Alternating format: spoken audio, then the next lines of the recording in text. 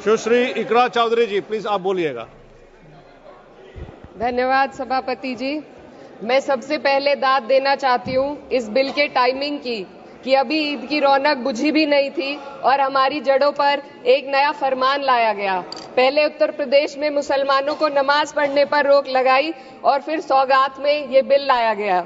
निसार में तेरी गलियों पे है वतन, जहाँ चली है रिवाजों गैर कि कोई ना सर उठाकर चल सके। मैं सभापति जी आपको ये बताना चाहती हूँ कि ईद के मौके पर एक विधवा महिला अपनी लड़की के साथ मेरे पास आई और उसने बताया कि वह एक वक्फ की प्रॉपर्टी में रहती है, वही उसके सर पर छत का काम भी करती है और उसकी रोजी रोटी भी वहीं से आती है। वो इस बिल को लेकर इतनी फिक्रमंद थी कि कहीं उससे वो उसकी संपत्ति ना छीन ली जाए। वो अकेली एक ऐसी महिला नहीं है, ऐसे लाखों लोग हैं जो वक्फ की गरीब महिलाएं जो वक्फ की संपत्ति से अपना रोजगार चला रहे हैं। और ये जो वक्फ बाय यूजर क्लॉज के हटाने से लाखों वक्फ की जायदाद अपना स्टेटस खो देंगी और लाखों लोग इसी तरीके के लोग सड़कों पर आ जाएंगे। वक्फ क्या है, वक्फ बाय यूजर क्या है? इसका ये मतलब है कि कोई जायदाद अगर सालों से दीन और भलाई के कामों के लिए इस्तेमाल हो रही हो तो वो खुद ब खुद वक्फ मानी जाएगी। हिंदुस्तान की अदालतों ने भी इस बात को तस्लीम किया है।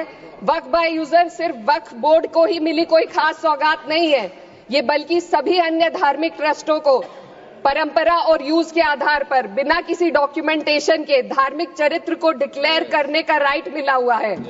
भारत के संविधान के आर्टिकल 13 क्लॉज 3 में कस्टम और यूसेज को कानूनी वैधानिकता प्रदान करता है।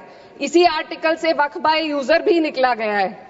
इस बिल के कानून बनने पर वक्फ बोर्ड तो इस प्रोविजन से हाथ धो बैठेगा, लेकिन अन्य धार्मिक ट्रस्टों को यह सुविधा जारी रहेगी। इससे भारतीय संविधान के आर्टिकल 14 और 15 का सीधा उल्लंघन है, जो धर्म और जाति के आधार पर भेदभाव और कानून के सामने सभी की बराबरी पर जोर देता है। मैं इसके साथ ये भी कहना चाहती हूँ कि सत्ता के लोग जो एक दूसरे की पीठ थपथपा रहे हैं कि वक्फ बाय यूजर का जो अमेंडमेंट इन्होंने दिया उसको एक्सेप्ट कर लिया गया है, लेकिन इनकी शरारत यह है कि उसके साथ ही एक ऐसा प्रोवाइजो इसमें शामिल किया गया जिसके आधार पर यह कहा गया है कि अगर कोई भी वक्फ की संपत्ति विवादित हो तो वो अपना वक्फ स्टेटस खो देगी। तो जो अमेंडमेंट इन्होंने दिया है, जिसको एक्सेप्ट कर लिया गया है, उसका कोई मतलब नहीं है। ये इनकी नीयत है जो साफ जाहिर हो रही है।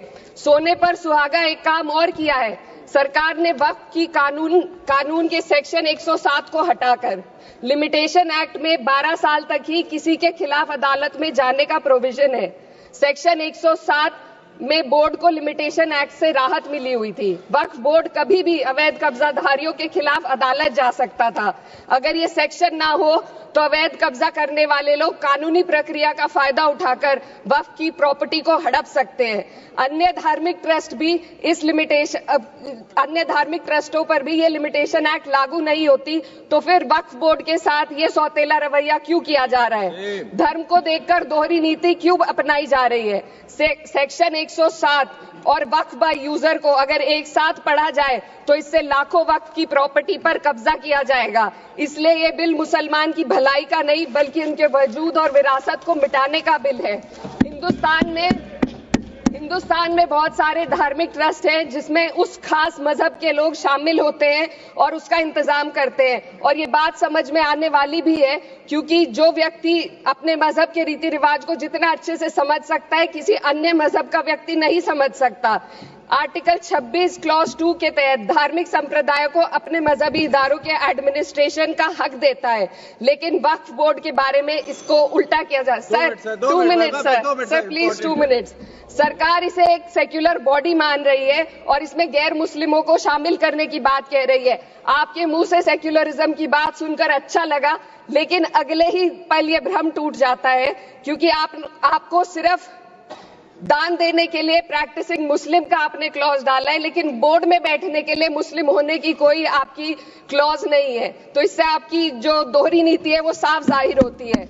ये वही सरकार है जिसने राम जन्मभूमि ट्रस्ट में ये लिख दिया कि जिलाधिकारी भी अगर होगा तो हिंदू होना चाहिए। कोई मुझे बताए कि वहां पर सेक्युलरिज्म का रस क्यों नहीं घोला गया। सर, आखिर में मैं अपनी बात को खत्म करने से पहले महिलाओं का मुद्दा बार बार उठाया जा रहा है। सरकार का कहना है कि बोर्ड में मुस्लिम महिलाओं को रिप्रेजेंटेशन देंगे। इस कानून से पहले भी मुस्लिम महिलाएं बोर्ड में मेंबर रह चुकी हैं और मिनिमम 2 का प्रोविजन था, उससे ज्यादा भी हो सकती थी। सर, मैं ये कहना चाहती हूँ कि सरकार ने महिलाओं के लिए ऐसा कौन सा नया काम किया जिसका ढिंडोरा सरकार का हर सदस्य पीट रहा है। इस बात की तायीद अगर आपकी तरफ से कोई मुस्लिम महिला करती तो हम उसका यकीन भी करते, लेकिन अफसोस आपकी इतनी लंबी कतार में एक भी मुस्लिम महिला नजर नहीं आती है। सर, मैं खुद एक मुस्लिम महिला हूँ। मैं सिर्फ एक सर, मैं माइनॉरिटी महिला हूँ। इस सदन में हम सिर्फ 2 महिलाएं हैं और उस नाते से मैं ये बात कहना चाहती हूँ कि इस बिल के माध्यम से मुस्लिम महिलाओं को कुछ नहीं मिल रहा है। ये हमें कुछ नहीं देना चाहते, सिर्फ टोकनिज्म हमारे नाम पर बनाकर एक नैरेटिव मीडिया में चलाना चाहते हैं। तो ये बिल मुसलमान की भलाई का नहीं, उनकी पहचान को मिटाने का है। सर, अंत में मैं बस यही कहना चाहती हूँ कि कागजों की कैद में बस नाम रह जाएंगे, वो जो हमारे थे सिर्फ दावे में रह जाएंगे। इस बिल के द्वारा मीठी ईद के जायके को कड़वा करना, यही असली सौगाते मोदी था। बहुत बहुत